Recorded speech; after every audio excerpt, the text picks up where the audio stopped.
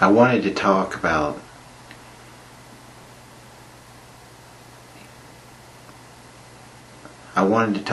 littering in a public cemetery.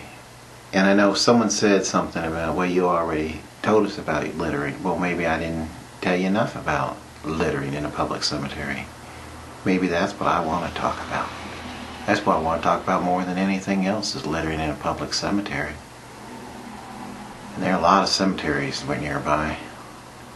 And there are a lot of cemeteries. I want you to know, when you see that mustard bottle, that plastic yellow container that you know is once contained mustard, or the clear plastic container that once contained mayonnaise, the clear plastic container that once contained blue cheese salad dressing strewn along the side of the road, I want you to know that I am your litter master. But if that didn't drive the point home hard enough, I want you to think, when you see an empty tin of tuna on your loved one's gravesite, maybe then you'll come to a better understanding of what I'm trying to communicate. Maybe when you see a Reese's Cup wrapper on your loved one's gravesite, maybe you'll come to understand just exactly what our positions are. I am the litter master, and what are you? You know what you are. But that's not what I wanted to talk about. The more I litter, the more I love to litter, and the more I expand as a person. There are always unexpected twists and turns along this wondrous highway, and I savor every one of them. When I littered in a public cemetery, and I made sure this this deceased man and woman whose name I couldn't even pronounce got their share of my refuse, and I made sure that another gentleman and his wife got an empty Orioles package. I made sure of it. I was expecting to feel an overwhelming sensation of dominance, that even in the afterlife I am controlling the trash, that I am controlling others, that I am the master, the litter master. But that's not mostly what I felt. I felt an unexpected communion with the deceased. I felt a certain ineffable oneness with the departed.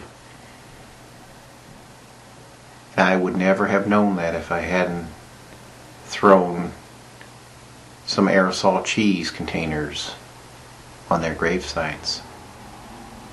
Had I not thrown some plastic lunch meat containers, some wrapping on their website, I wouldn't have had this spiritually moving experience. It wouldn't have happened.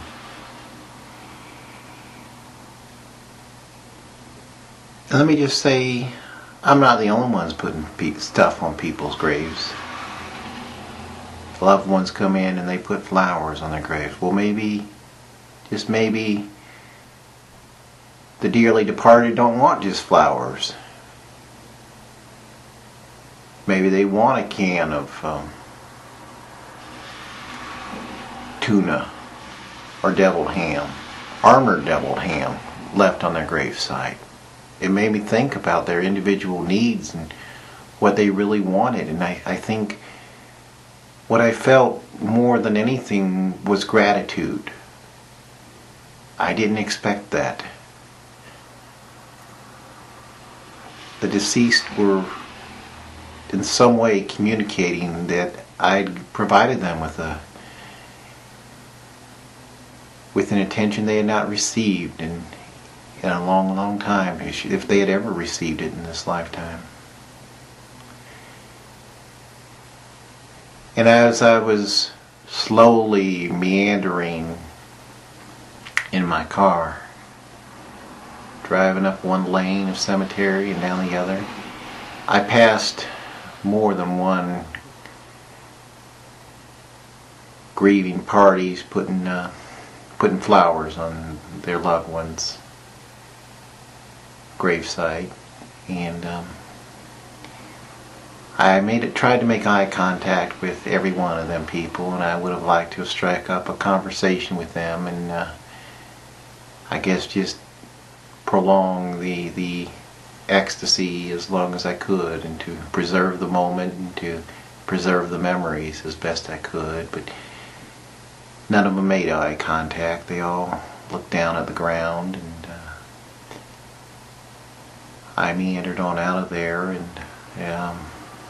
I never forgot the experience. I don't think I ever will forget the experience. And then when I read about it in the paper, and there was a little blurb on the TV set, and it's still the most significant event in my life, the most spiritually rewarding event of my life. And he certainly has given me a more genuine respect for the departed, that's for certain. But one thing's never going to change. I am still the litter master, and you are my trash bitch. And don't you ever forget it.